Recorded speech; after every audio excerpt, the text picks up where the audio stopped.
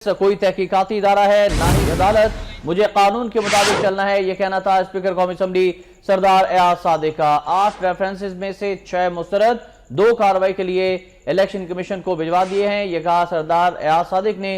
मजीद तफसीलात जाने के नुमाइंदा वक्त न्यूज़ इंतजार हैदरी से इंतजार।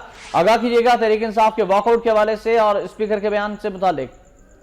जी बिल्कुल एहतिशाम, आज कौमी असम्बली के इजलास के दौरान पाकिस्तान तहरीक इंसाफ के अरकान ने स्पीकर की जानिब से नाअहली रेफरेंस के फैसले पर एहतजाज किया और नुक्ता एतराज न मिलने पर वो अपनी नशिस्तों पर खड़े होकर शदीद एहतजाज किया। बाद कायदे इख्तिलाफ की खुर्शीद शाह के मुतालबे पर शफकत महमूद को नुक्ता एतराज दिया गया, जिस पर उन्होंने इल्जाम आयद किया कि स्पीकर कौमी असम्बली सरदार एयाज सादिक ने जानिबदारी का मुजाहरा किया है और वज़ीर-ए-आज़म मियां नवाज शरीफ के खिलाफ तो रेफरेंस मुस्तरद कर दिया गया, लेकिन इमरान खान के खिलाफ रेफरेंस जो है वो इलेक्शन कमीशन को भिजवाया गया, जिस पर स्पीकर एयाज सादिक ने मौक़िफ़ इख्तियार किया कि उन्होंने जो काम भी किया है वो कानून और आइन के मुताबिक किया है। उन्होंने कहा कि जो दस्तावेजात साथ लफ्ज़ की गई थी रेफरेंसेस के, उन तमाम दस्तावेजात का जायजा लिया और उन्हीं की रोशनी में मैंने रूलिंग दी है। अब ये स्पीकर ऑफिस जो है ये कोई तहकीकाती इदारा है, न ही अदालत है जिसने फैसला करना है। उनका ये कहना था कि मैंने कानून और कागजात के मुताबिक काम किया है और जो रेफरेंस मैंने भिजवाए हैं